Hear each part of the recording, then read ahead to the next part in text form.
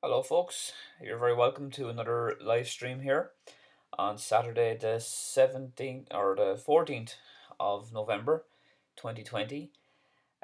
You're very welcome. If you have any questions on driving, whether you're learning to drive, doing a test, or anything at all driving related, just let me know in the comment section. We're going to go down through driving test report sheet here, first of all, and then we have some road signs up there. So if you have any idea on what these road signs are, let us know in the comment section. Six road signs there that you might see on the road. And as you can see on screen there as well, I have a new video coming up on Tuesday the 17th of November. That's next Tuesday, and that will be a video on theory and road signs. So next Tuesday the 17th, I'll have it up at 4:15 in the afternoon. My email is on screen there in the blue writing, danetyghe@gmail.com. If you have any questions about driving, if you want me to look over your report sheet, if you have any queries about the driving test, give me an email on that email address, danetyghe@gmail.com, and I will get back to you hopefully the same day, or if not, I'll try and get back the next day. So, as I said, any comments, get them in there. We've already got a few here. So, first one there, Volk Doherty, passed my test yesterday. Thanks, Dane. Your videos were a huge help. Have been recommending them to everybody. Thank you very much, Volke Doherty, if I'm pronouncing that right. And well done on passing your test. It's always a great achievement. I know that better than most. Great job.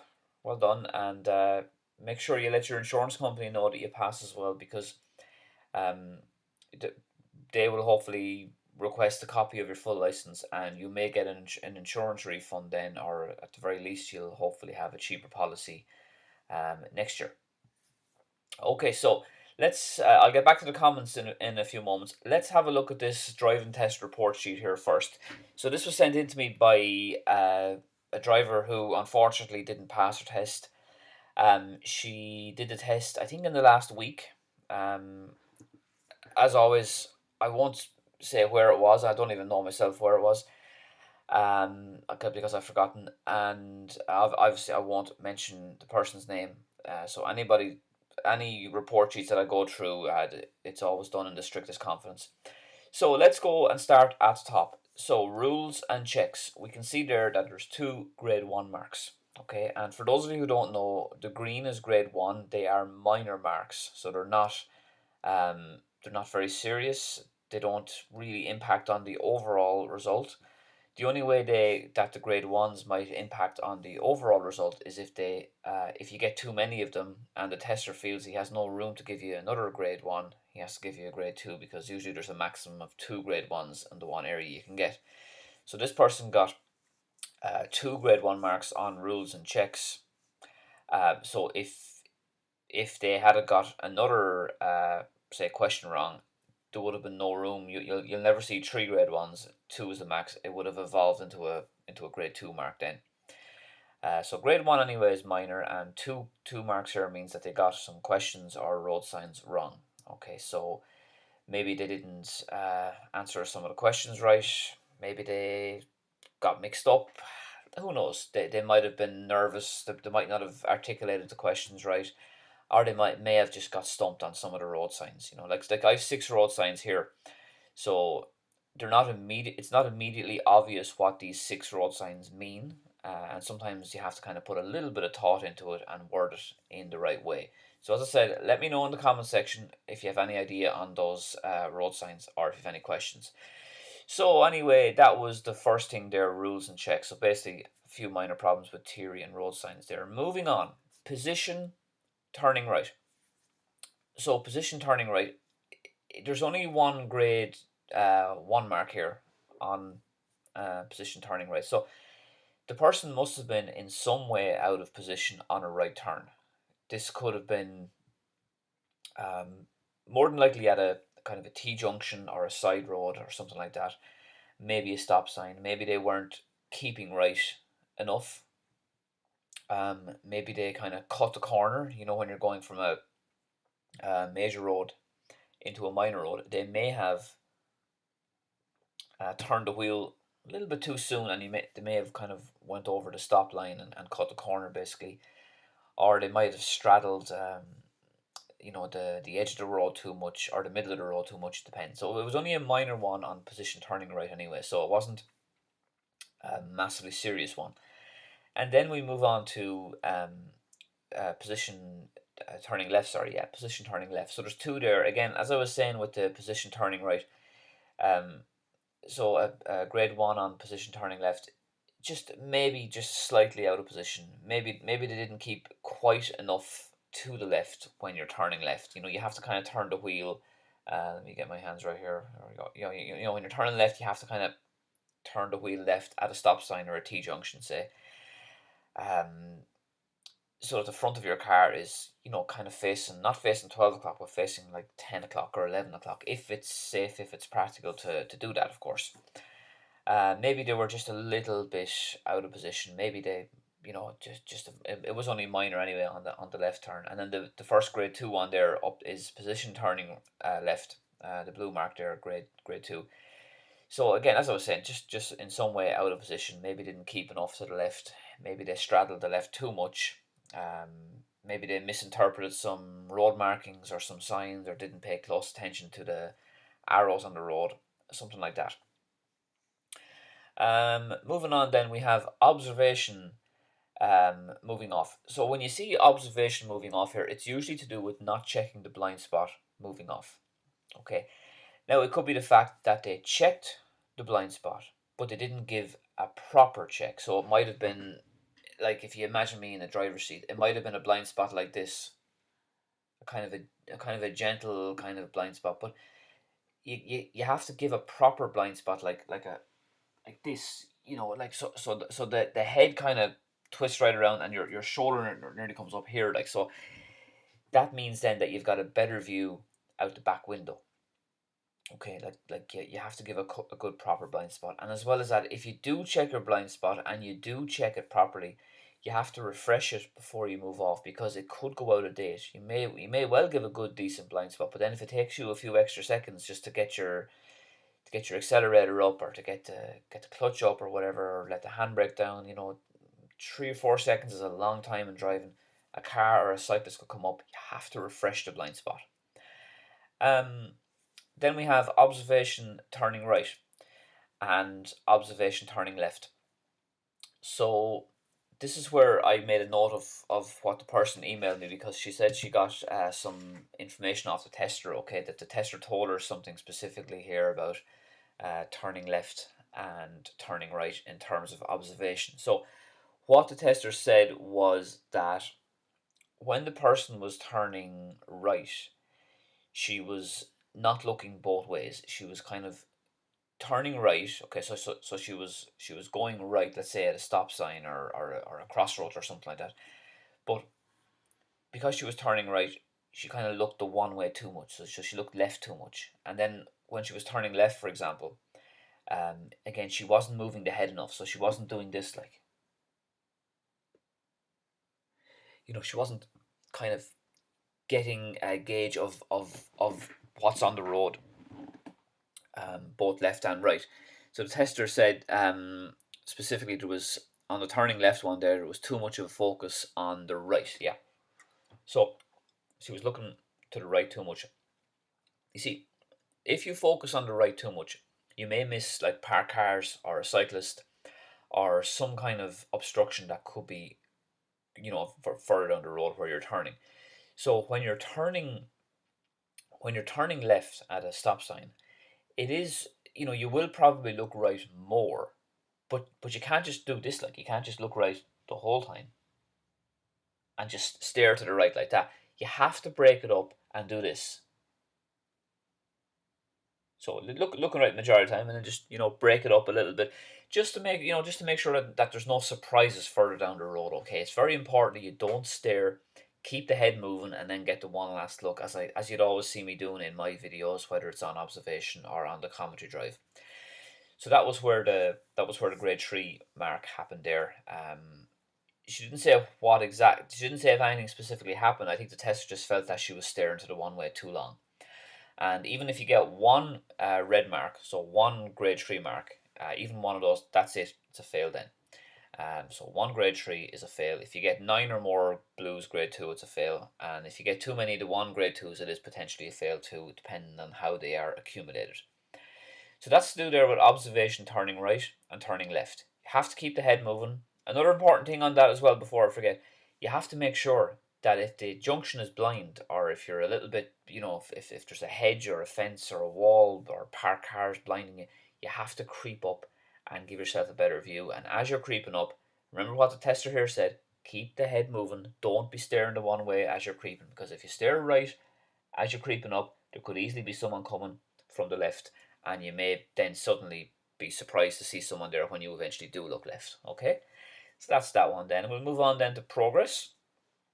So progress at traffic lights. So this is usually down to two things. Okay, progress is to do with being too slow. So maybe the person here was a little bit too slow moving off at the lights. So maybe she didn't get the bite quick enough. Maybe the light was green and it took her, 3 or 4 seconds to move off, and she was kind of holding up traffic. Maybe maybe she kind of moved off, but maybe didn't give it enough juice. Maybe it was a bit slow moving off. Maybe it was a bit of a hill perhaps, and that kind of slowed her down a little bit moving off. But it's very important at the traffic lights. I always say to people, you should wait in first gear at the traffic lights. First gear. Because if you wait in first gear, at least then you're ready to go. So when the light goes green, you can just go. Now you could wait in neutral either, like if you're further back in the queue, or if you're, if the light has just gone red, you could probably wait in neutral then. But the closer you are to moving off, so the closer you are to getting that opportunity to go, you should then be, waiting in first gear, because you can move off quicker and more decisively. So it could have been just plain slowness there.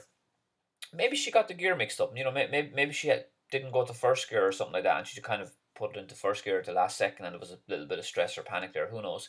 The other thing as well there with progress at lights is when you're turning right at traffic lights, and you're the first car, it's important that on a full green light that you go up into the middle of the junction, turning right at traffic lights, into the middle. There might be a box there, whether it's a yellow box or a white box with an arrow, up into the middle, and then you can wait for the oncoming car. You give way to the oncoming cars, and then you proceed then when it's safe. And make sure you don't stay in the middle, because once you've rolled up, you have to finish out the turn, even if the light subsequently goes amber or even red, because you can't stay there, because if you end up staying there, you're going to block the junction and cause a major obstruction.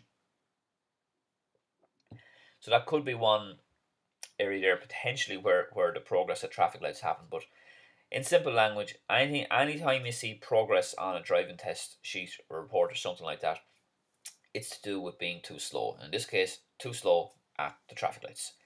Moving down along then to what's next there? Vehicle controls, isn't it? Vehicle controls. So we have one green and one blue there under gears. Okay, so again, green is minor and blue is a little more serious but not fatal. Okay, as I say, if you get 8 blues or less, you still pass the test, but any more than that, and it's not going to be a good ending. So vehicle controls gears. Again, she never mentioned what happened here. No, it's just the other thing was the reverse she mentioned. So on gears, well, there's some problem there with the gears. Okay.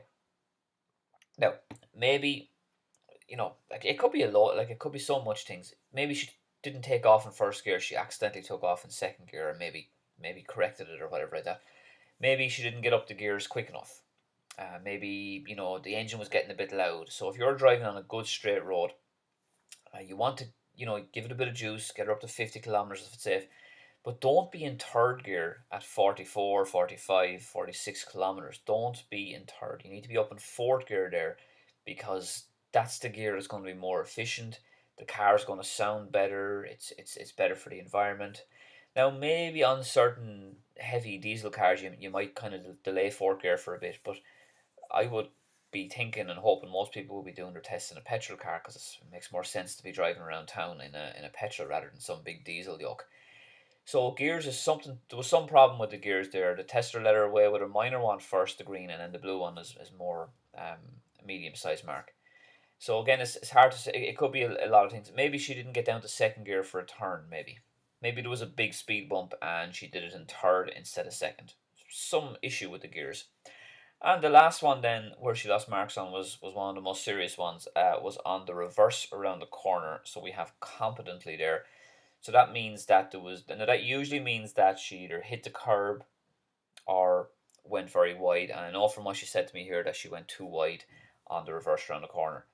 So on the reverse around the corner, a lot of people I can understand are nervous about hitting the curb. Okay, so what they do then is they overcompensate by being too wide. But that is dangerous in itself because you could accidentally end up going on the wrong side of the road, which is what I think happened here. Or if it didn't happen in this lady's case, it nearly happened. Because just to read the note I got from her email here, just bear with me. She said she overshot the curb. She was so worried about hitting it that she turned too late or too soon. And also, the tester said that there was not enough right shoulder checks on the reverse around the corner. Now, I didn't see a mark on observation on the reverse, but she said that's what the tester says to her. So maybe there's a mark on observation. So just on the reverse, it is important that you look over both shoulders reversing around the corner and not just look in the left mirror and the left shoulder, but you have to kind of be looking like so there's the left mirror and the left shoulder.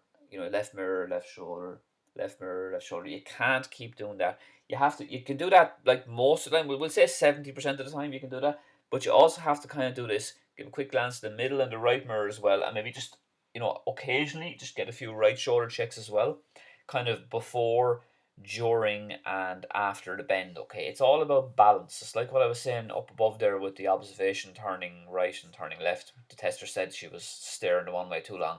It's the same on the reverse around the corner. You have to have a good balance of observation, looking all around you, not just into one place. But the main thing that happened on the reverse was that she basically turned either too late or too slow, and that meant she went very, very wide. And that can be very, you know, undesirable, let's say, because you're putting other people at risk then, and other cars have to take preventative action. I always say to people, if you cannot see the curb in your left side mirror, then you should be okay to keep turning gently. Okay, if you cannot see the curb in your left side mirror, usually, as you'll see from my videos if you've watched it, I always advise people to turn the wheel um, about a second or two after the curb disappears from the side mirror. About a second or two. Once the curb disappears from your left side mirror, then begin to turn slowly. Okay, slowly turn. Now, if the corner is kind of like a 90-degree angle like that, like really really sharp, okay, you will probably be okay to turn a little bit quicker then. If it's kind of a more like you know gradual corner, let's say like just a gentle corner, you will have to turn a little bit slower then, just to make up for that fact. So your turning and your steering should be kind of reflected by the shape and the angle of the corner. Okay, so in summary here, she basically went very wide and her looks were poor, and she was probably getting too close or even on the wrong side, and that's where she lost the mark there on competency on the reverse around the corner. Okay, so if you count them up there, this person would have failed anyway because of the two red marks. Even one red mark and you're a goner. Like so, um, she would have failed on the red ones. But I think she got eight. I think grade twos. Let me count on 1, 2, 3, 4, 5, 6, 7, 8. I think there's eight grade twos there. 1, 2, 3, 4, 5, 6. If I'm counting correct, eight. So if she hadn't have got the two red ones, she probably would have passed it. Um, but if she hadn't have got the two red ones, they might have been blue instead. Like she might have got a blue instead of a red, so she would have failed anyway. It just looks like she wasn't quite ready for the test, and sometimes people are just not ready and they have to reevaluate and go for it again. So basically, the main reason this person failed to summarize was poor observation at junctions, not moving the head enough, and she misjudged the reverse around the corner, not only with bad looks but by being extremely wide. And normally the reason people go too wide on the reverse is because they don't turn enough to keep tight to the corner. So that's that test report sheet there. Hopefully that clarifies for this person, and hopefully you can learn something from it as well. So let's get back to the comments then, folks. And if you have any questions on driving, whether you're learning, doing the test, if you've questions about the test coming up, just let me know in the comments section here. And we have 6 signs up there. I hope you can see those signs. I'm guessing you can. Let me know if you've any idea what those signs are. Personally, I have never in my life seen number 4 and 5. Now I know they're pretty new signs. With the level 5 lockdown, I haven't really left Wexford in the last 7 or 8 weeks, to be honest with you. I've been to Wicklow once, all right, for work, but I have never seen number 4 and 5. If have you seen number 4 and 5 out there around the country? Let me know, because I haven't anyway. And as I said, if you've any questions on what these signs are, if you want to have a guess at what the signs are, let us know in the comments section. I'm going to get to the comments there now.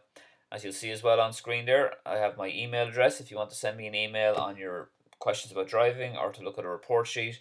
And I have a new video on theory and science next Tuesday. New video next Tuesday, 4:15. Okay, so let's get through these comments then, folks. So we said Voke Dorte first. Arif Mahmoud. Hi, Dane. I am happy to see you live again. Yes, so am I. Very nice. Can I ask a question? Yes, you can.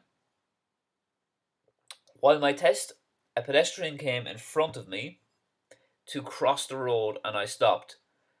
So when should I move off again? Well, you should move off again when the pedestrian is safely across the road. You see, pedestrians they're not necessarily the sharpest knives in the drawers. They could be on their phones, they could be not paying attention, and you may have to watch out for them and react to pedestrians. But like, once the pedestrian is on the other side of the footpath, you should be fine to move off then. I would advise you just to give the 3 mirrors a quick check before you move off, just to make sure that no kind of cyclists or joggers or anything else has come up on your side.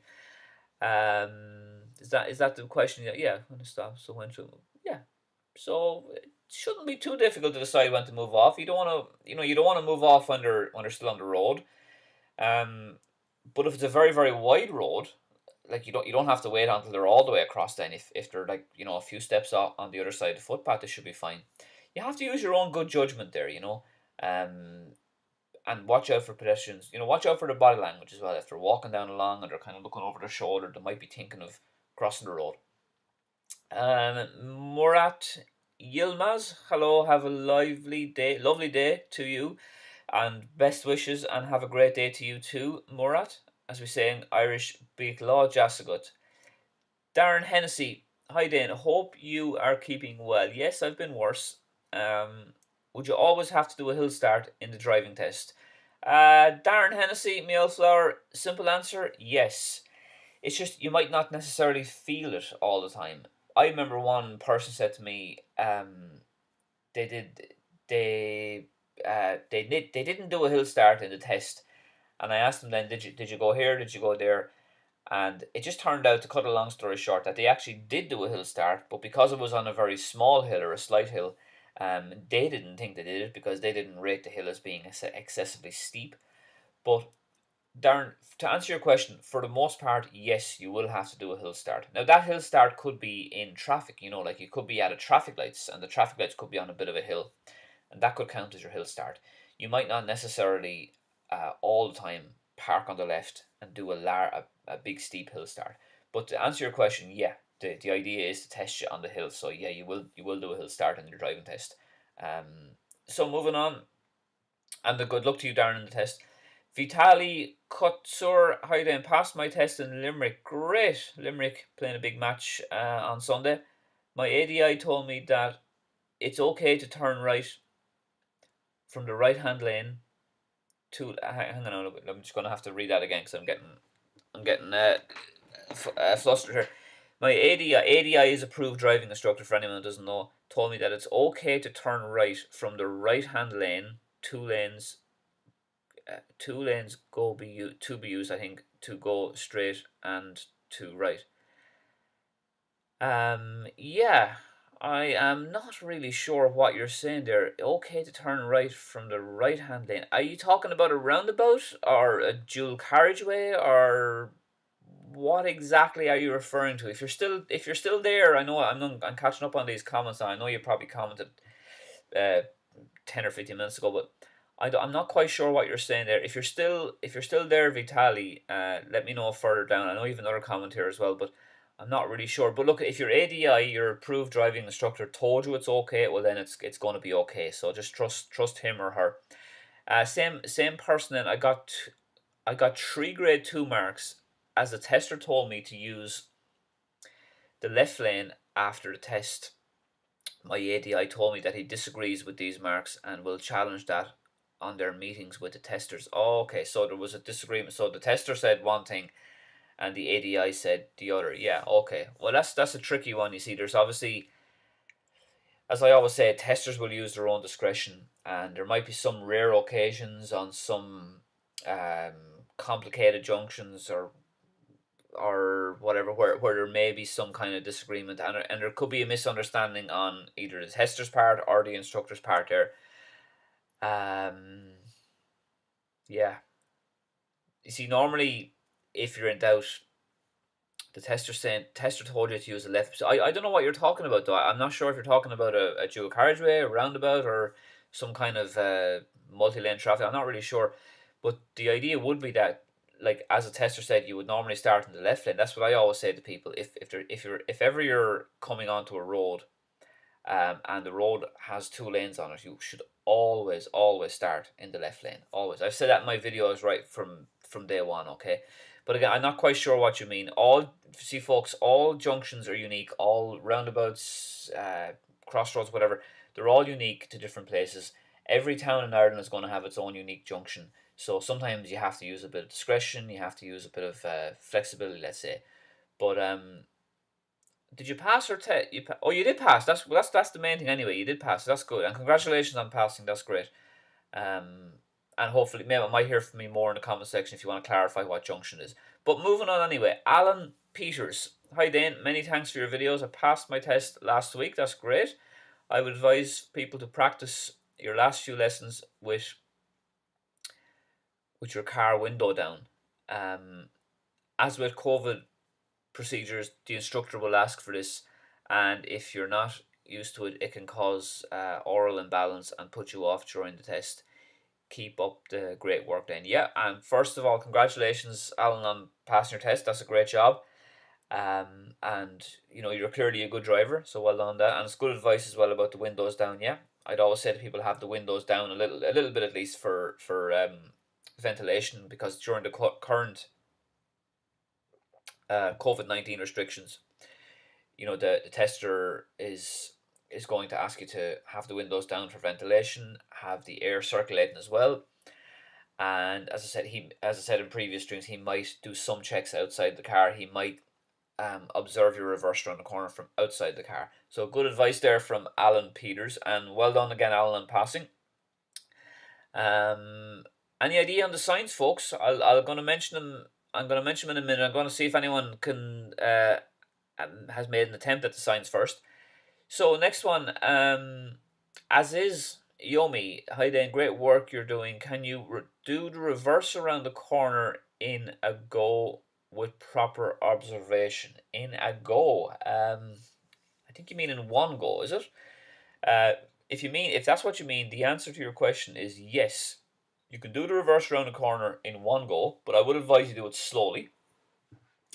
Don't rush it, nice and slow. But the other option, which is a great idea as well, is that you might stop around about halfway around the corner, stop, maybe put on the handbrake just for safety, and give a good look around, all around, and then proceed again. So you can do either one. There's no one specific way. There's no one special way that you can do it all like in one go, or you have to stop 3 or 4 times. You might have to stop anyway. I mean, if it's a busy enough corner, you're probably going to have to stop for pedestrians, cyclists, other cars, and that should be a chance as well. Then just to, when you stop, just to give a good full look around as well. But you can do either way. You can do it in one go, or you can stop half around. Just make sure if you're doing it in one go, take it slow, don't rush it. The slower you go on the reverse, the better, so you have more time to think and more time to judge the curb and get the looks in. Next comment then, folks. Aaron Lipset, how long is the waiting list for a test these days? Well, that is quite a good question, Aaron, and the honest answer is I don't know. In Wexford, it's about 14, 15, 16 weeks, give or take. But I would say it's a lot longer up in Dublin in the likes of Tala and Finglas, these places like that. Maybe longer again or maybe as long in Limerick and Galway. The honest answer is I don't know. You'd be better off asking someone who's involved in your local test centre, whether that's a driving instructor or someone like that, or maybe someone who's done the test recently. But a driving instructor in the area would be the best person to ask. I can only speak for Wexford. I wouldn't know. I'd only be guessing about the rest of them. But I'd say it's a little bit longer in Dublin anyway. Aoife Farrelly, hi Dane. Are there different types of report sheets, or does it depend on the mistakes you've made? On my report sheet, I have position on bends. Thanks. Um, Aoife Farley, there is two types of report sheets generally. The one you see on the screen now, okay, is the one if you fail or if you pass as well, they will email you this one, okay? My finger there, that the one on the screen, okay? They will that's the more detailed one. You'll also get a different report sheet just after the test, which is less detailed, let's say. So that's the way it works. There's two types of report sheets. One they give you in, like they physically give it to you after the test, and then this one here then is the more detailed one. Okay, but they both essentially say the same thing. It's just that this one here with the green and the blue and the red grades there is a little more detailed. You can see from this one if you've got grade one, grade two, grade threes, there's a little more options on it and it's a bit more specific. So yeah, there's basically two types, and that's the story there. If you have any other questions, Aoife, just let me know in the comments, or my email is on screen there, danetyghe@gmail.com. Moving on to Nigel XI. Hi then, if I want to turn right at the traffic lights and I'm the third in the queue, should I move up with the two cars in front of me, or should I wait for them to go just in case the lights change? I would wait for them to go just in case the lights change. Now, again, I'm saying this bit as general advice. I'm acutely conscious that all junctions are different, all junctions are unique. But if you have two cars in front of you and you're the third car, my advice would be to wait until they finish the turn first. And if the light is still green, then you can go up. And as you're going up, if the light changes red as you're going up and you've gone past the first white line, well then generally speaking you have to keep going. You have to clear the junction, because otherwise you will get a grade 3 fault for getting stuck in the middle. The simple answer is it depends on the junction, but my instincts there will be to wait, because if one of those two cars ends up waiting in the middle because they're indecisive or something, or remember, you have to understand 99% of people on your driving test, they're just going to be regular drivers. They're not going to be acutely obeying the rules of the road like you are. So they might not fancy kind of finishing the turnout. They're not doing their test. They don't really care too much. You're the one doing your test. So if you follow those two cars up and the person in front of you is a bit casual and decides to wait, doesn't really care, all of a sudden you could be stuck on a pedestrian crossing. You could be stuck in the middle, and that's a great treat for you. So I would be very careful on that one. Bukola Amiyan. Can I put the handbrake up first when stopping before I use neutral gear? Well, not only can you, but that's what I've advised people to do for the last 12 years. If you're stopping at traffic lights, if you're stopping to park your car, I always suggest handbrake first and then neutral, or handbrake first and then first gear. The reason I say this is because if your foot slips off the foot brake as you're going for neutral gear, the car could roll back or forward. It's a good habit to get into doing the handbrake first and then neutral, because it makes the car more secure in a quicker and more efficient way. So I always say handbrake first, yeah. Nigel XI again.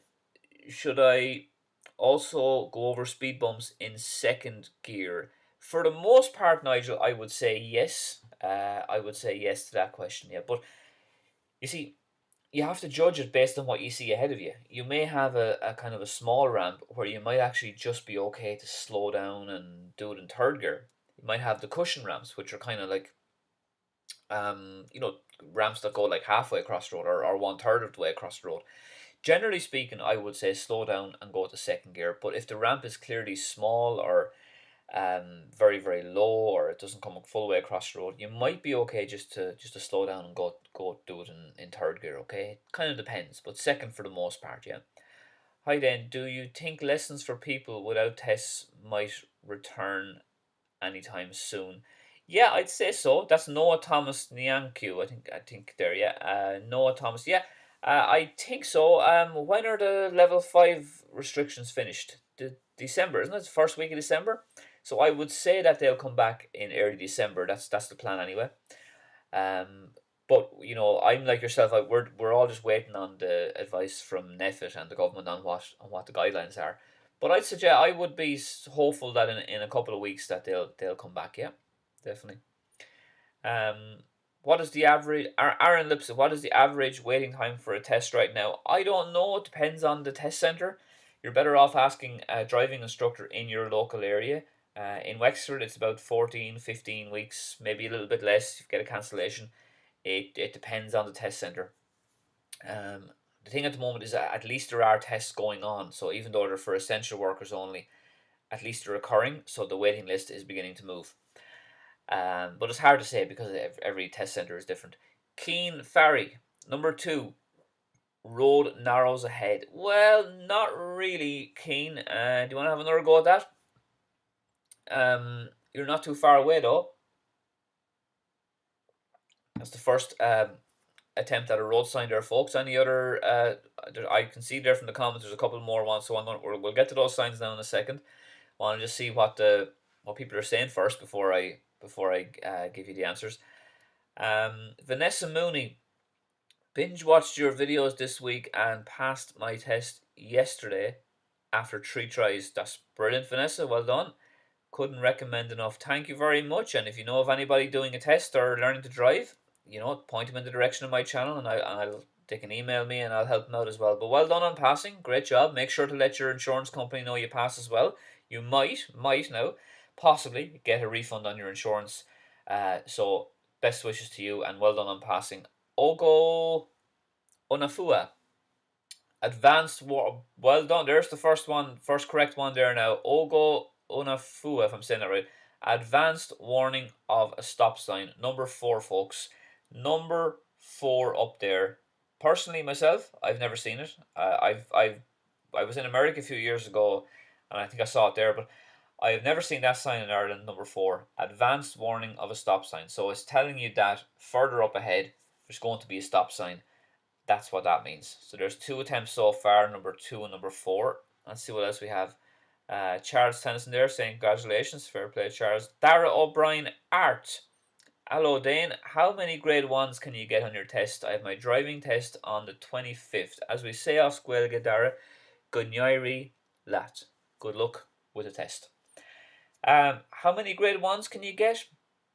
Well, not too many, Dara Flower. Not too many, okay?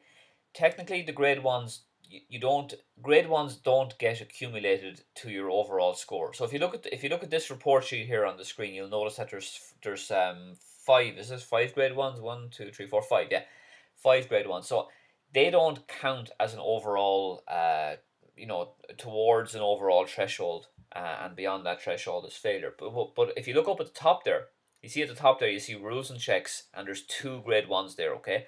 So if this person had got one more question wrong, that grade 2, there's no room for there's no room for a third grade 2. You can't get any more than 2 grade 1s. If I think I might have said grade 2s there. You can't get any more than 2 grade 1s. Okay, so you'll never see 3 on this for grade 1s. You might see it for grade 2s, but not for grade 1s. So if the tester feels he doesn't have any space on that kind of horizontal line to give you another grade 1, as in rules and checks, it will then evolve into a grade 2. So the idea is not to get too many grade 1s. They are kind of like the minor marks, but if the tester has no more option, he will have to give you a grade 2 then, and they can be a problem because they evolve into grade 2s. They're not a problem if you keep them minimum and if you keep it to 1s and 2s, if that answers your question. Molder X, good day, Dane. Hang on a minute, let me get back to that. Molder X. Where are we gone? Where is getting? Here we go. Good day, Dane. Any idea on driving test waiting times?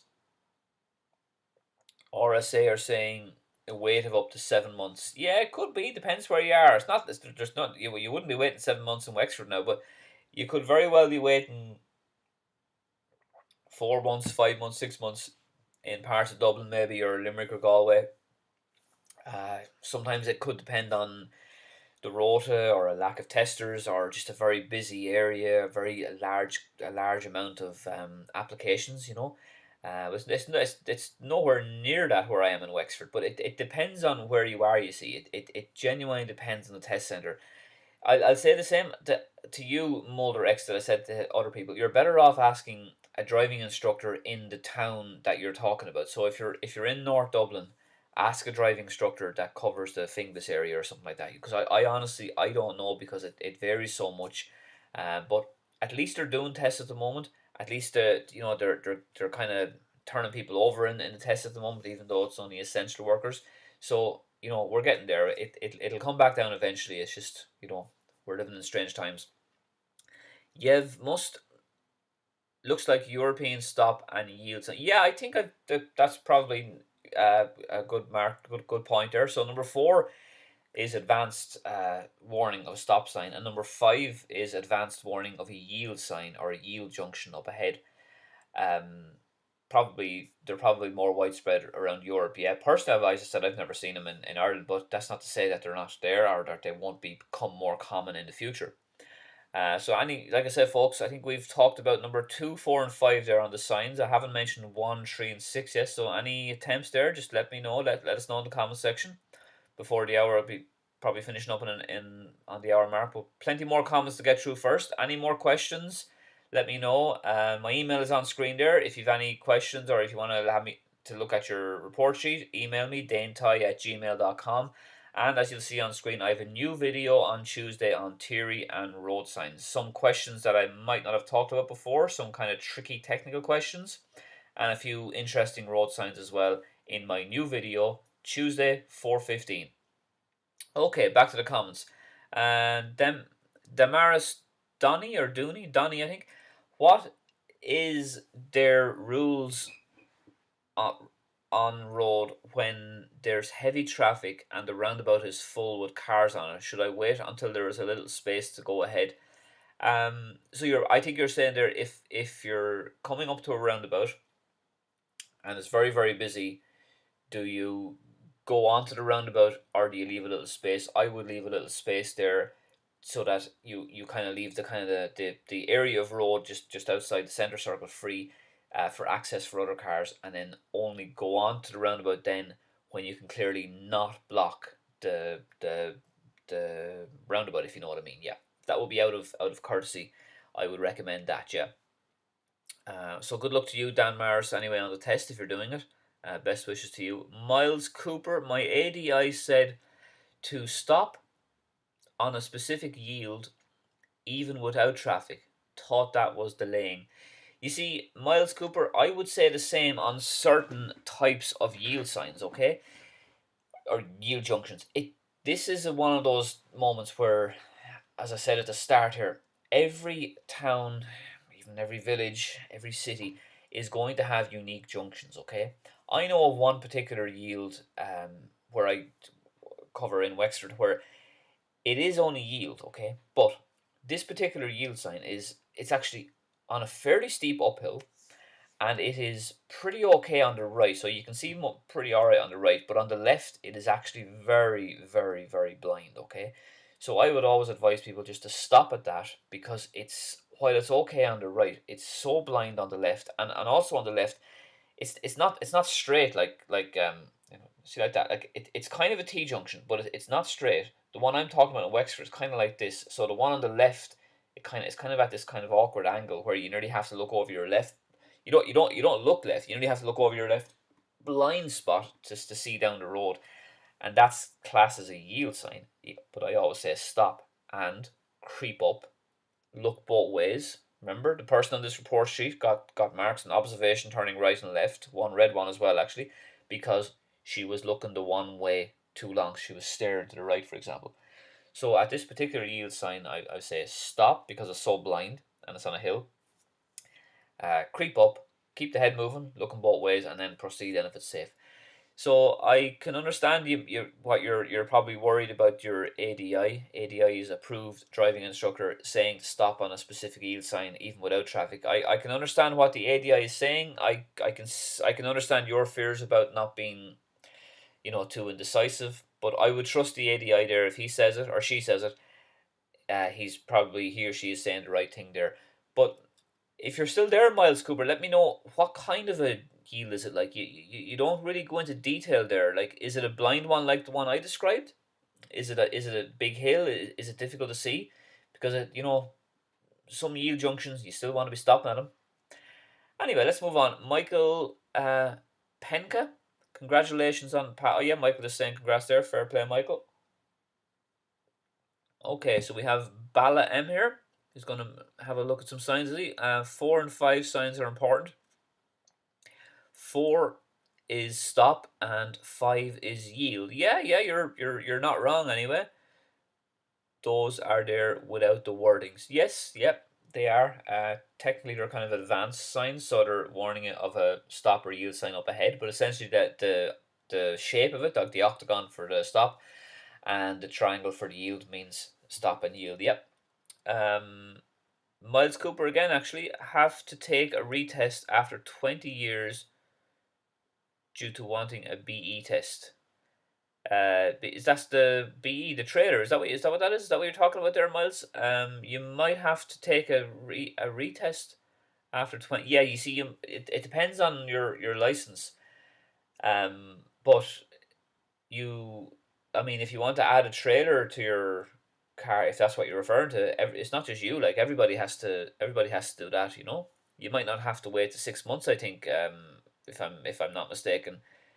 But it wouldn't be just you that has to do a test for a trailer. That applies to everybody.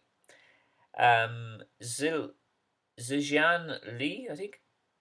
Hi Dane, I failed recently with 4 grade 2s and 1 grade 3 on turning right. It was because I did not stop fully at T junctions to observe. Yeah. You see, if you don't stop fully, it depends if it's a stop or a yield sign. So some people could pick up a straight fail for like not stopping fully at a stop sign. But you have to, whether you stop or not, stopping is only half it in some cases. You then have to kind of make your mind up. Is it a blind junction? Is it partially blind? Do I need to creep out a little bit here? And as we learned from the person here doing the test here, you have to keep the head moving left and right and show good observation. So sorry to hear that, Zishan, if I'm saying your name right. 4 grade 2s and 1 grade 3. So the 4 grade 2s are like 4 grade 2s on one particular mark or one particular aspect of driving is going to cause you to fail. So if you look here at this report sheet here in the middle there, observation turning right there, right in the middle, like there's only 2 there, but if there was 4 on observation turning right, that in itself is the equivalent of a red mark. It's just like straight fail. But yeah, obviously, if it's a grade 3 then as well, it's serious. But if you got 4 grade 2s and 1 grade 3 on turning right, well then you have Zijan, you have some serious issues there on turning right. Yeah, so you need to bear in mind what the tester says there. Get some driving lessons and try and improve your observation on that. And good luck to you next time. Bala M. Oh, here we have some attempts here at the road sign. So Bala M, number 1 is a cul-de-sac. Yes, absolutely. Number 2, lane is getting narrow. Yeah, well, you didn't say which lane now, but I'm going to presume you mean the right lane. So the road narrows from the right. We'll give you that one, yeah? Number 3 is a guarded railway crossing. Yes, that's right. We said 4 and 5. And number 6, the lane is getting divided. Yes, absolutely. So Bala there, the first one to get most of them right there, I think. Number 6 there, folks, is a warning sign. It's yellow, means warning. So it's saying the road is dividing. So you drive on the left, so you're meeting the division basically. So the road divides for you, and for the oncoming cars, the division ends there. Okay, but number 6 is essentially saying there the road divides. because of the central obstruction in the middle. Number 5, advanced warning of a yield sign. Number 4, advanced warning of a stop sign. Number 3, a level crossing ahead protected by a gate or a barrier. Number 2, the road narrows from the right, it's a warning sign, yellow is warning. And number 1 is a cul-de-sac or a dead end. That's number 1. Okay, so well done there, Bala. Good effort on you there. Zijan Lee again. Tester said, although I have looked left and right, but it's not effective as I didn't come to a full stop at a yield sign. Well, if it's a yield sign, you don't necessarily have to stop, but as I always say, it depends on the junction, it depends on the location.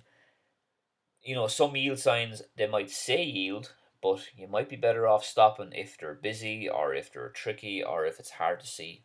But you have to take on board what the tester says there. If the tester says that you didn't look properly because you didn't come to a full stop, you have to take that on board and you have to come to a full stop there, even at the yield sign, so you can give yourself the time to observe better. Okay, but sorry to hear that. Hopefully you can learn from that experience though and be better the next time. Okay, moving on then. Aaron Lipset again. Thanks for answering my question. Pleasure, Aaron. Anytime. I booked my test 12 weeks ago for Nace in County Kildare. Well, make sure you give Carol Wotzial a shout there, won't you? Aaron, Kildare Driving Academy, he works for. Carol is probably the most enthusiastic driving instructor I've ever seen in my life. So check him out there, Kildare Driving Academy. He's a good lad. And the best luck to you in Nace. Let me know how you get on. Nigel XI again, sound for all the advice. Anytime, Nigel, you're very welcome, and best of luck to you. Good luck in your driving, good luck in your test if you have one. Roland CBU, if an emergency vehicle with sirens lights on wishes to enter the roundabout, should I yield to the emergency vehicle even 0M? I'm not sure what that means. Yeah. If you can, I mean, if it's an emergency vehicle with its lights on and sirens on, yeah, absolutely. Just try your best to pull to one side, whether it's the left or the right, and indicate your intention, and keep an eye on your mirrors. And if it's safe and if it's practical, yeah, definitely try and yield to the emergency vehicle. Absolutely, yeah. Keen O'Driscoll. Sorry, I'm going to go back up there. I lost that there now. Keen O'Driscoll. Here we go. Is staying behind a slow cyclist considered a progression fault if it's safe to overtake? Yes, it is, Keen O'Driscoll. If you stay behind a cyclist when you could safely overtake him, you're going to get done for progress, okay? Even if it's a continuous white line or, the hatch lines or something like that. You have to overtake the cyclist if it's safe and if there's a clear gap ahead of you. Otherwise, you're going to be seen as indecisive and showing poor progress. Okay? When you're dealing with cyclists, try not to focus completely on the cyclist. Okay? Yes, be aware of the cyclist. Watch out for what he's doing. So, for example, like if he's kind of weaving left and right, if he looks over his shoulder, he might be turning right. If he gives a hand signal or something, like be aware of the cyclist, but don't go putting all your focus and all your mental energy on the cyclist. Put emphasis on what's ahead of you. So kind of look at the cyclist in your peripheral vision, if you know what I mean, and then be also aware at the same time of any oncoming cars or any like how much space you have, or is there a bend maybe 50 meters or 100 meters ahead. So be aware of that. But yeah, to answer your question, Keen, if it's safe, you have to overtake the cyclist. You have to show good progress there. Otherwise, if you stay behind the cyclist and it's not safe to overtake, that's absolutely fine. No issue there. But if you stay behind the cyclist when you could safely overtake him, yeah, you're going to lose marks then. Yev Must, have you heard about that insurer's proposition for RSA to let ADI test drivers' competency in order to reduce current backlog of about 60,000, which is growing every week drastically? I'd say you're probably reading a little bit too much conspiracy theories on Facebook there, Yev Must. I haven't heard of that at all. It will be against the law. and I'd say that is complete and utter rubbish. But I could be wrong. Driving instructors don't test people. That's the job of testers. Testers are employed by the government. Driving instructors are private individuals, private, most of them self-employed. So I have never heard of anything like that. I'd say that's one of those conspiracy theories that grows legs on social media. But stay safe anyway, and keep it real. Sean, hi Dane. I failed the test with a grade 3. It was because there was a lorry stopped blocking one side of the road. Okay. I stopped behind and waited until it was clear to go. He said I shouldn't have stopped. Yeah, this is one of those classic moments where, there's no smoke without fire. If the tester says it, well, then it's probably going to be true. So you got a grade 3. That's a serious mark now. That's a serious. So if you got a grade 3, the tester's saying that it was dangerous or potentially dangerous. A lorry was there, stopped blocking one side of the road. You stopped behind and waited until it was clear to go. He said I shouldn't have stopped. It's hard for me to answer that. I don't know. Like, if the tester says you should have went, well then maybe you should have went. Maybe you were too defensive. Maybe you were too hesitant. I don't know.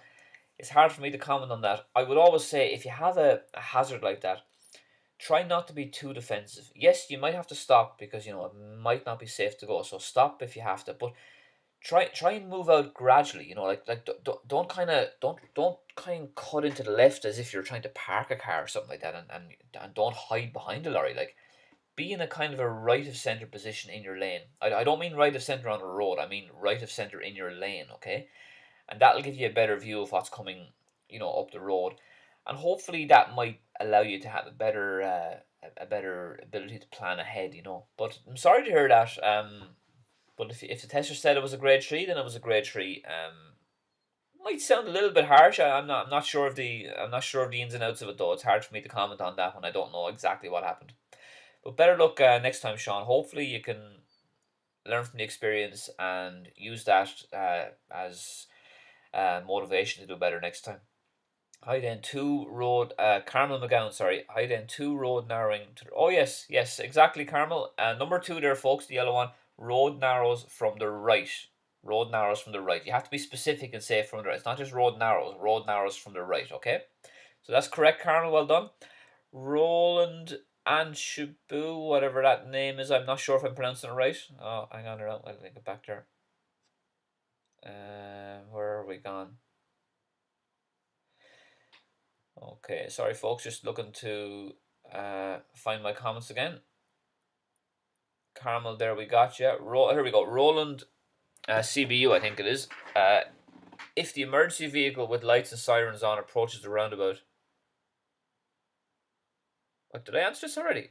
Oh no, it's a different one. Sorry, if an emergency vehicle with lights and sirens on approaches the roundabout, should I yield to the emergency vehicle even if I'm on the inside the roundabout? You see, Roland, I don't know. You see, like you might not be able to yield to them. You might have to just kind of slow down and stop and allow the emergency vehicle to overtake you on the left if you're on the inside of the roundabout. I don't think you like on some roundabouts it's going to have a curb on the inside, and you're not going to go up on the curb. I don't think so anyway. On the inside of a roundabout. If you see a vehicle come with emergency lights and sirens on, it's important not to panic too much and not to get overexcited. The person driving the ambulance is going to be probably very experienced and is going to be trained in how to handle traffic. So very often they just need you to stop, maybe just kind of edge over slightly. They don't need you to do anything too dramatic because remember they can probably overtake you on the left anyway. My best advice there, Roland, is just to kind of play it by ear. Keep an eye on your mirrors. Um, Move as much over as you can if it's safe, and try not to overanalyze it because very often these guys in ambulances they don't hang around, and once they can kind of maneuver around you, that's enough for them. And very often these situations, it's over before it even starts. Okay, so as with everything, it depends on the situation. Colin O'Hatem, I think there. Sorry, Colin O'Hatem. can you go from fourth to second gear approaching a roundabout, Dane? Yes, you can. Yes, you can, as Barack Obama used to say. You can go from fourth to second gear. There is absolutely no problem with that, okay? The only issue there is make sure that when you're going from fourth to second, that you come off the clutch nice and slow so that the car doesn't, jerk and jump.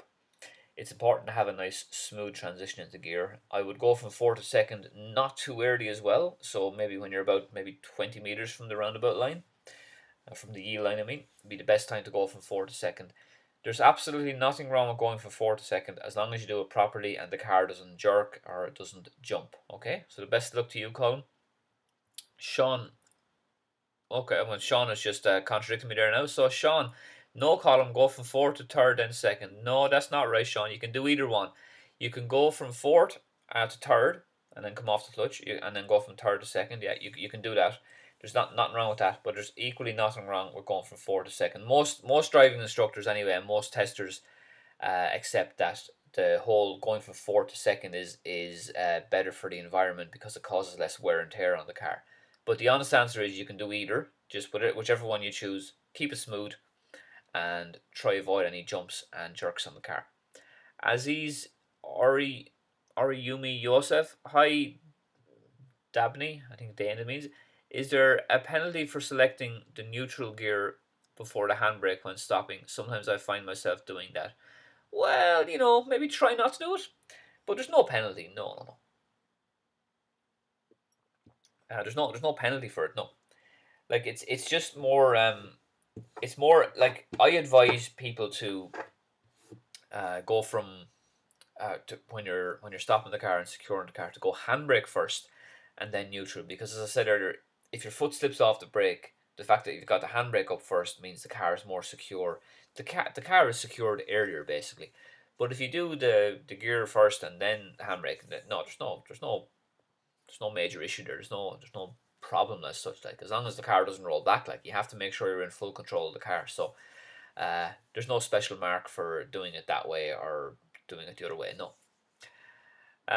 Amina Raidhan, number 5 is yield, I think she's saying, and number 3 is barrier. Yep, number 5 is advance warning of a yield sign. Okay, so it's telling you early that there's a yield sign coming up or a yield junction. And number 3, then you said, is a barrier. Well, I mean, it is a barrier, but it's not like that's not the answer though. It's number 3 it's a level crossing, and the level crossing is accompanied by barriers or gates. Okay, that will be the official answer. Miles Cooper, yes. Not sure what you're answering yes to, Miles. You're going to have to clarify that. Only waited 1 month. Thanks for answering. My pleasure, Miles. Best of luck to you as well, there, Miles. Zijan, thanks, then. You're very welcome, and good luck to you with your driving. Amina right hand. Hi, Dan. I failed my driving test yesterday, and then the comment stops. So feel free to give us more information, Amina, on if I'm saying it, Amina, and on why you failed, what happened. You can email me there as well, danetyghe@gmail.com, if you want me to have a look at your report sheet. But sorry anyway to hear you failed, but hopefully you can learn from it and be better the next time.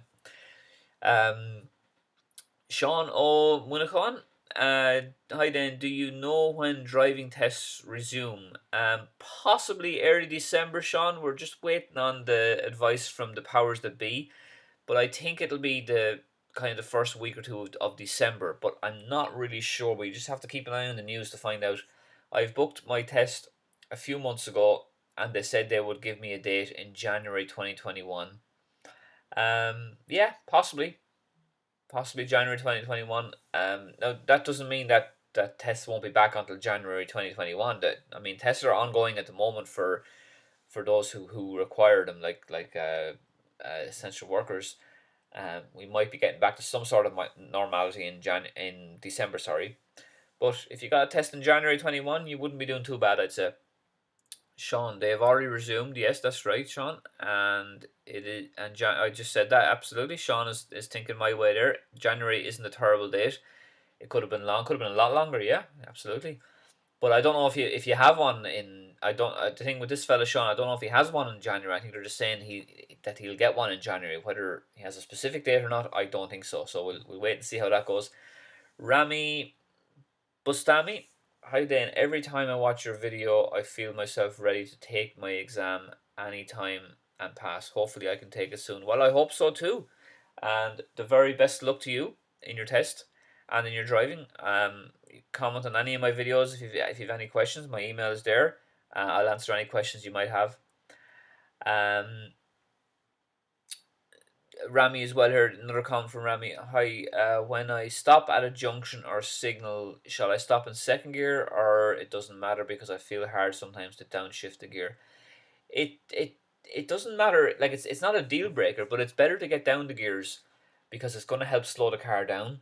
And if you get down to second gear, for example, and it's only a yield sign or a roundabout or the traffic light goes green at a convenient time and you're already down in second gear, it's kind of nice because you can keep going in second gear then rather than trying to fuss around with the gear stick. So it's more practical and it's better practice to go down the gears like and get down to second gear. Do it by braking gradually, braking early, and that can help you as well. So I would advise that, yeah. But it's not like you're going to fail if you don't do it. It's just advisable to get down the gears because it could make the junctions easier overall. If you find it hard to downshift the gears, well, then you're going to have to start practicing. You're going to have to brake early. You're going to have to get down to third gear a little bit early. You're going to have to stay on the brake to give you more time and control. And hopefully, if you get some driving lessons, that will help you to overcome that difficulty there, Rami. And the best luck to you. Sean and Winnicott again. Sean, yeah, it's just that my driver cover insurance went this month, so I can't practice. Okay, so that's fine. Sarah Purcell, hi Dane. Should I be indicating before I start my 3-point turn? Yes, you should be, Sarah Purcell. You should indicate to the right before you start your first part of your turnabout. So it's not really called the 3-point turnout, folks. It's called a turnabout. But that would be the only time that you need to indicate on the turnabout, just at the start, to the right, that you're moving off. Yeah. So you wouldn't have to indicate for the reverse or the last part. But just on the turnabout, though, you just make sure you indicate to the left if you're parking the car again at the end of the turnabout. Okay, that'll be an important one as well. But no, just at the start, though, Sarah, yeah, indicate to the right. Fole Shade, same here. Not sure what same here is, but good luck to you, Fiola. Robert, have tests been cancelled? No, Robert, tests haven't been cancelled. Tests are still ongoing, but they're kind of reserved for essential workers at the moment. Now, that doesn't mean that you'll get turned away if you're not an essential worker. The RSA don't keep any personal information. They're not going to quiz you or interrogate you to ask you, are you an essential manufacturing worker? Are you an essential healthcare worker? They're not going to do that. They don't get into all that. It's the same with the NDLS if you're applying for your learner permit or your license. They're not going to ask you if you're an essential worker. So tests are ongoing. The advice is that people should leave tests for essential workers only, but they're not going to turn you away. But tests are ongoing, definitely, and hopefully they might get back to some kind of normality in early December. So Michael DC then passed my test Tuesday then. That's great news. Cheers for all the videos. They were a great help and have been recommending them to everybody. Thank you very much for the support there, Michael. Appreciate that. Much appreciated. And well done on passing your test. Sounds like it's a Waterford name. So congratulations. Great job. It's always a good feeling to pass the test. One more thing in life done. Matthew Sirdiak, I think. Let me find out there, Matthew. Yeah, hi then. I failed the driving test in July when test resumed. Got a grade 3 for reverse around the corner competency. That's kind of similar to what we have here on the report sheet, folks. I don't know what happened to you, Matthew. Did you go too wide, maybe? Because the person on the screen here had a driving test and she went way too wide and nearly on the wrong side of the road because she was afraid of turning, or she was afraid of hitting the curb. So sometimes people fail for going too wide on the reverse around the corner. Other times they might fail for not necessarily hitting the curb, but mounting the curb. Okay, there's a big difference. If you hit the curb and just kind of give it a little gentle tap, it is manageable. You probably won't fail for that. But if you actually go up on the curb, well, then that's probably not going to be a good ending then. So it depends. The main thing I'm trying to say there is even if you make a mistake, don't dwell on it. Don't beat yourself up over it. Just keep going. Get on with the test, and you may well find at the end of the test that the mistake you thought was really really serious was not that serious after all. Moving on then, Muchisa K. Sorry, Matthew again there. It's really frustrating to wait so long. Yeah, it is. That's the way. That's the times we're living in now. Unfortunately, yeah, it is. But hopefully, the wait will be worth it. Muchisa K, getting nervous of my test on the 17th of December. Well, that'll be a nice early Christmas present if you pass, wouldn't it? I'm following all your streams live and posted videos there, so you're very welcome and good luck to you on the 17th of December. Fingers crossed you'll do it. If you've any questions or if you've any if you're unsure about any part of the driving test, my email is there. You can give me an email. And good luck to you. Brian Kelly then, good man Dane, thanks for all your video. You're very welcome, Brian. Thanks for tuning in. Mushisa, thank you. Very welcome, Mushisa. The very best luck. Sarah Garvin, when reversing around the corner, is it okay to alternate between looking in the left side mirror and out the back window? It's hard to judge how far you are away from the curb by only looking behind. Absolutely, Sarah Garvin. Yeah, it's not a case that it's not a case that like you need to ask permission. Is it okay? The answer, Sarah, is you have to alternate your looks because the reason this person failed up here on observation is because she wasn't alternating her looks, turning left and turning right, especially turning left. So for your question on the reverse around the corner, absolutely. So you might look at your left side mirror like that, and then you might be looking behind you like that. Okay, so left mirror behind you for the most part, but alternate as well to the middle mirror and the right mirror, and a couple of right shoulder checks as well, both before and during the bend. So 100% you have to alternate your looks. If you check out my video on reversing around the corner, you'll see there if I have a video there. It's a 5 minute video, and you'll see me looking all over the place, like left shoulder, right shoulder, all the three mirrors. Absolutely, because you can't look the one way. If you look in the one place too long on the reverse around the corner, you'll have a great view of that one area, like, but you're going to be completely blind for all the other stuff going on, like.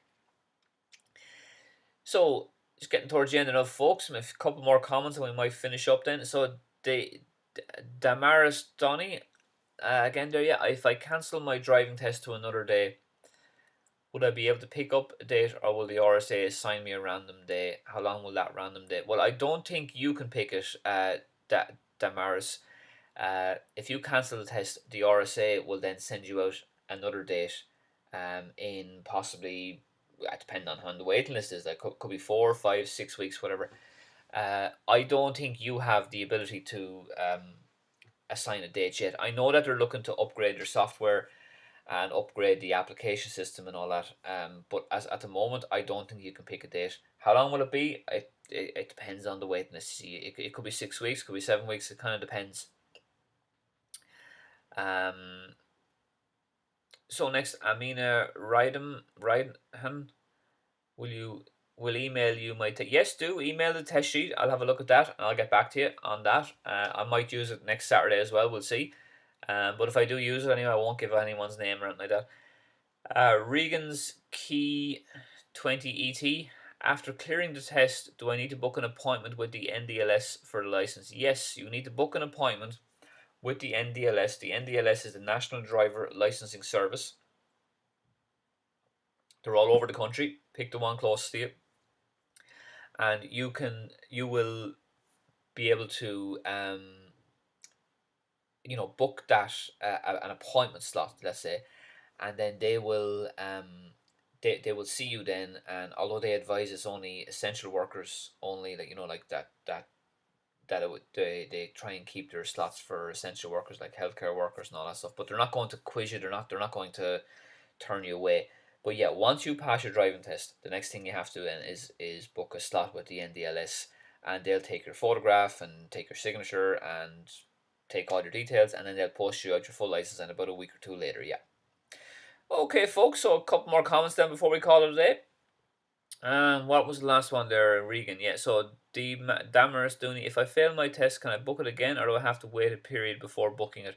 Yeah, there's a short period of a few weeks. I'm not actually sure how long it is. I think it's 2 weeks or 3 weeks.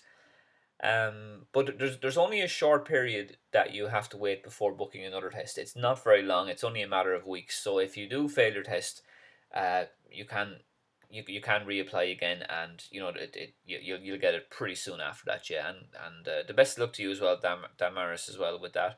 Luke Tony, how many marks can you get before you fail the test? Um, you can get, if you get even one red one here, okay, on the screen, uh, that's a grade three. So one serious mark, you're gone. If you get nine or more blues, that's also a fail. But you could also fail if you get too many of the one mark. So if you get like too many blue marks, like if you get like a load of marks on observation moving off, for example, that's going to fail you on its own. But most people fail there on the basis that they get too many blue marks. Okay, so if you can keep the blue marks to 8 or less, don't get any red marks, you have a good chance of passing then. How many marks can you get? Oh yes, I got that. Ferial Smoo, I think. If you take the wrong turn, miss your direction, what mark is that? Will that be considered very bad? No, it shouldn't be considered very bad. It's one of those things where the tester will use his discretion, but the guidelines state that if you do take a wrong turn, the tester is supposed to not make an issue of it and just to try and get you back on track, and that should not be considered a mark. If something happens like you take the wrong turn or you miss your direction, try not to worry about it too much. Um, I know it's stressful, and I know it can be unsettling, but it's probably not that serious. It's probably more serious in your head. Just keep going, keep focus on your driving, keep thinking ahead, and don't dwell on mistakes or anything like that. But if you take the wrong turn, no, it shouldn't be a big issue. He just get you back on track and it should be fine. JB888, hey then, passed my test in Portlaoise on Tuesday, went to the NDLS centre on Tuesday also. Geez, you don't hang around, do you? Will it be okay to drive while it's on the way if I get stopped, if I show proof? Technically, no, you shouldn't drive alone, but if you do get stopped, I'm sure the guards to stop you will be flexible, and they normally give you 10 or whatever days, or 10 days, 2 weeks to present your license anyway at a guard station. So technically, you should wait until you have your full license in your hand before you drive alone. But like I say, I don't think the guards would make an example of you, considering that you've just passed your test, you know. But congratulations on that. I mean, it looks like you got everything sorted in the one day there, JB888. So well done to you, passing the test and getting the NDLS in the one day. That's pretty good going. Okay, so folks, just to recap on the signs then before I go. Number one is a cul-de-sac. Number two is the road narrows from the right. Number three is level crossing, guarded by a gate. Number four, advanced warning of a stop sign. Number five, advanced warning of a yield sign. Number six is saying the road divides ahead, and you're on the left, so you're meeting the division. Okay, so I think that is going to be it. I want to thank you all very much for tuning in, and thanks for your comments and questions. Really appreciate it. Hope to be back again next Saturday. I have a new video out on Tuesday, 4:15 on Tuesday, on theory and road signs. Okay, my email is there, danetyghe@gmail.com, if you have any questions or queries. Thank you very much, folks, for joining me today on this Saturday live stream. Really appreciate it, and I'll see you soon.